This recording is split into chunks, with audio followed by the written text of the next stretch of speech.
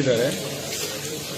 ಕರ್ನಾಟಕ ದಲಿತ ಸಂಘರ್ಷ ಸಮಿತಿ ಮತ್ತೆಲ್ಲ ದಲಿತ ಮುಖಂಡರುಗಳು ನಾವು ಮುಖ್ಯಮಂತ್ರಿಗಳನ್ನ ಭೇಟಿ ಮಾಡಬೇಕಂತ ಸಮಯ ನಿಗದಿ ಮಾಡಿದ್ವಿ. ನಮ್ಮ ಡಿಮ್ಯಾಂಡ್ಸು ಏನು ಈಗಾಗಲೇ ಕರ್ನಾಟಕ ಸರ್ಕಾರ ನ್ಯಾಯಮೂರ್ತಿ ನಾಗಮೋಹನ್ ದಾಸ್ ಅವ್ರನ್ನ ನೇಮಕ ಮಾಡಿದೆ ಎಂಪರಿಕಲ್ ಡಾಟಾ ಕಲೆಕ್ಟ್ ಮಾಡಲಿಕ್ಕೆ. ಎಂಪರಿಕಲ್ ಡಾಟಾ ಕಲೆಕ್ಟ್ ಮಾಡಿ ಅವ್ರು ನೇಮಕ ಮಾಡಿ ಅವ್ರಿಗೇನು ಸೌಲಭ್ಯ ಕೊಟ್ಟಿಲ್ಲ ಕರ್ನಾಟಕ ಸರ್ಕಾರ. ಈಗ ಅವರು ಕೊಟ್ಟಿರ್ತಕ್ಕಂಥ ಕಾಲಮಿತಿಯಲ್ಲಿ ಮಾಡಬೇಕಂತಂದ್ರೆ ಅವ್ರಿಗೆ ಏನು ಸೌಲಭ್ಯಗಳನ್ನು ಅವ್ರಿಗೇನು ಆಫೀಸನ್ನು ಕಚೇರಿ ಇತ್ಯಾದಿಗಳನ್ನ ತುರ್ತಾಗಿ ಕೊಡಬೇಕು. ಅದನ್ನು ಕಾಲಮಿತಿ ಒಳಗಡೆನೆ ಮುಗಿಸಿ ಈ ರಾಜ್ಯದ ಎಲ್ಲ ಸಮುದಾಯಗಳಿಗೆ ಒಂದು ಸಾಮಾಜಿಕ ನ್ಯಾಯವನ್ನು ಎತ್ತಿಡಬೇಕನ್ನೋ ಕಾರಣಕ್ಕೋಸ್ಕರ ನಾವು ಈಗ ಮನವಿ ಸಲ್ಲಿಸ್ತಾ ಇದ್ದೀವಿ. ಜೊತೆಗೆ ಇಡೀ ಜಿಲ್ಲೆಯಲ್ಲಿ ಅಂಬೇಡ್ಕರ್ ಸ್ಟ್ಯಾಚ್ಯೂ ಇಲ್ಲೂ ಇಲ್ಲ. ನಾವು ಬಹಳ ವರ್ಷಗಳ ಕಾಲ ಎಲ್ಲ ಮೀಟಿಂಗ್ಗಳು ಇದೇ ಒತ್ತಡ ಮಾಡಿಕೊಂಡು ಅಥವಾ ಪ್ರತಿಭಟನೆ ಮಾಡಿದ್ವಿ. ಹಾಗಾಗಿ ತುರ್ತಾಗಿ ಈ ಜಿಲ್ಲಾ ಕೇಂದ್ರದಲ್ಲಿ ಅಂಬೇಡ್ಕರ್ ಸ್ಟ್ಯಾಚ್ಯೂವನ್ನು ಪ್ರತಿಷ್ಠಾಪಿಸಬೇಕು ಅನ್ನುವ ಎರಡು ಮುಖ್ಯ ಬೇಡಿಕೆಗಳು ಇಟ್ಕೊಂಡು ಮುಖ್ಯಮಂತ್ರಿಗಳನ್ನ ಭೇಟಿ ಮಾಡ್ತಿದ್ವಿ. ಅವರು ವಿಶ್ವವಿದ್ಯಾಲಯದಲ್ಲಿ ಒಂದಷ್ಟು ಜನ ಭೇಟಿ ಮಾಡಲಿಕ್ಕೆ ಅವಕಾಶ ಕೊಟ್ಟಿದ್ರೆ ನಾವು ಖುದ್ದು ಮುಖ್ಯಮಂತ್ರಿಗಳನ್ನ ಭೇಟಿ ಮಾಡಿ ನಮ್ಮ ಅಹವಾಲನ್ನು ಸಲ್ಲಿಸ್ತೀವಿ. ಡಾಕ್ಟರ್ ಜಿ ಪರಮೇಶ್ವರ್ ಆಲನೆ ಮಾಡೋದಕ್ಕೆ ನಾವು ಬದ್ಧ ಅಂತ ಹೇಳಿದ್ರೆ ಇದ್ರ ನಿಮ್ಮ ಅಭಿಪ್ರಾಯ? ಅದೇ ಈಗ ಅವರು ಬದ್ಧ ಅಂತ ಹೇಳ್ಕೊಂಡು ಇಷ್ಟು ದಿನ ಆಗಿದೆಯಲ್ಲ, ಅದು ಬೇಗ ಮಾಡಲಿ ಅಂತ. ಒಳ ಮೀಸಲಾತಿನೂ ಯಾರು ವಿರೋಧಿಸ್ತಿಲ್ಲ, ಮೂರು ಪಾರ್ಟಿನೂ ಮಾಡ್ತೀನಿ ಅಂತಲೇ ಇರ್ತಾರೆ. ಅಲ್ಲ, ಈ ಕಾಲಹರಣ ಮಾಡಿದೆಯಲ್ಲ, ನಿಧಾನ ಗತಿ ಇದೆಯಲ್ಲ, ಅದು ಮಹದ್ರೋಗ. ಅದಾಗದು ಬೇಡ.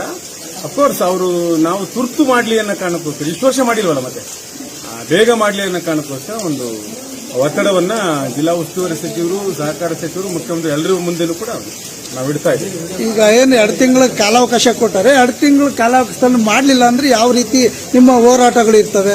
ನಮಗೆ 99% ನಮ್ಮ ನಂಬಿಕೆ ಇದೆ ಮಾಡ್ತಾರೆ ಅಂತ.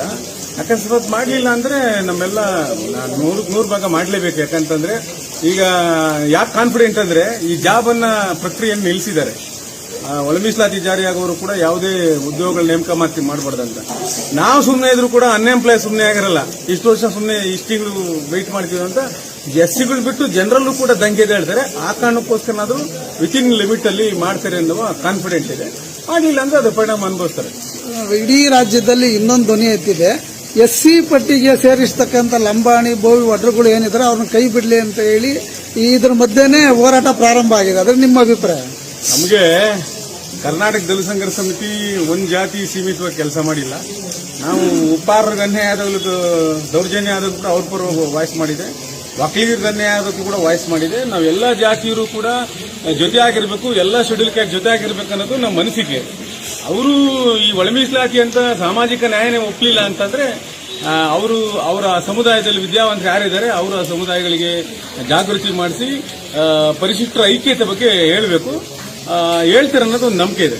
ಒಳ ಮೀಸಲಾತಿ ಬಗ್ಗೆ ಅವರೇ ಹೆಚ್ಚಿಗೆ ವಿರೋಧಿಸ್ತಾ ಇರೋದು, ಅದ್ರ ಬಗ್ಗೆ ನಿಮ್ಮ ಅಭಿಪ್ರಾಯ? ಏನೇ ವಿರೋಧ ಇದ್ರೂ ಕೂಡ ಸರ್ಕಾರ ಕಟ್ಕೊಂಡು ಕ್ಲಿಯರ್ ಹೇಳಿದೆ, ಅವ್ರನ್ನ ಒಪ್ಪಿಸ್ಕೊಂಡು ನಾವು ಮಾಡ್ತೀವಿ ಅಂತ ಮಾಡಲೇಬೇಕು. ಈಗ ಒಂದಷ್ಟು ಒಳ ಮೀಸಲಾತಿ ವಿಚಾರ ಕೆಲಸ ಮಾಡೋ ಸಂದರ್ಭದಲ್ಲಿ ಒಂದಷ್ಟು ಜನ ಸಹಜವಾಗಿ ಬೇಸರ ಆಗ್ತದೆ.